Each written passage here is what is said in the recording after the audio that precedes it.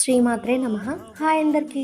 So ఈరోజు దసరా శరన్నవరాత్రుల్లో భాగంగా day 7 అమ్మవారి అలంకారం వచ్చేసి శ్రీ మహాచండీదేవి. ఈరోజు 2 పూటలు అమ్మవారి యొక్క పూజకి నేను పాల్గొన్నాను.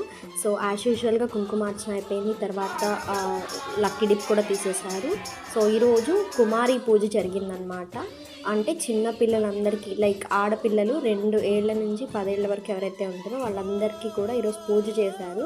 లక్కీ డిప్ కూడా ఆ అమ్మవారి స్వరూపంగా చిన్న పాపకు వచ్చిందనమాట ఈరోజు. అది నాకు చాలా హ్యాపీగా అనిపించింది. అంటే నిజంగా ఇప్పటి వరకు వచ్చిన వాళ్ళందరికీ లైక్ పెద్దవాళ్ళకే వచ్చింది, కానీ ఈరోజు చిన్నపిల్లకి రావడం నాకు భలే అమ్మవారి మహిమే అని చెప్పచ్చు.